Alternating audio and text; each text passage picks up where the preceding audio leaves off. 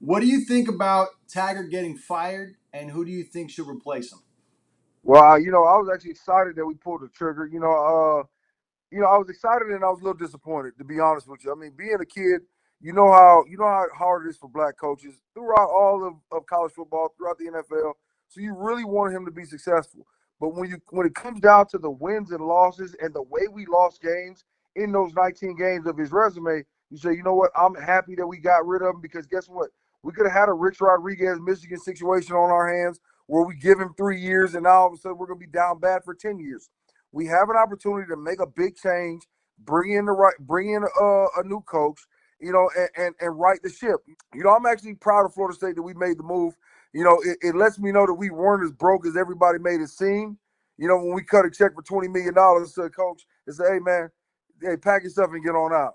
And when you bring somebody in there like Willie Taggart, who really didn't hold up the standard, it was more dancing and let's see how cool we can be. Let's see how many friends we can be with the players.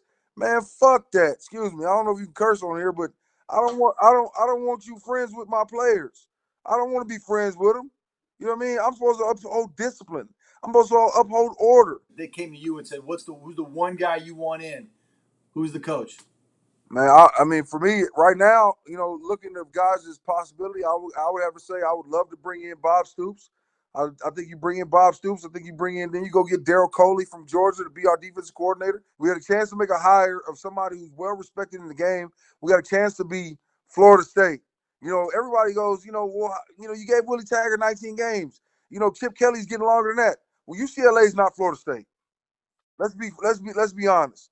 UCLA back in the day, maybe if this was the late '90s with Cade McNown, Brian Polly Dixon, Danny Farmer, if those guys, maybe that was the time you say, okay, UCLA job held credibility. But still, it wasn't Florida State.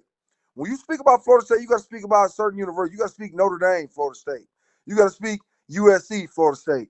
You got to speak Miami, Florida State. You got to speak. Those are big universities that are stand the test of time. And we have to have a big name coach to be in our big name facility to make sure we make big time plays in big time games. And that's what I'm looking forward to.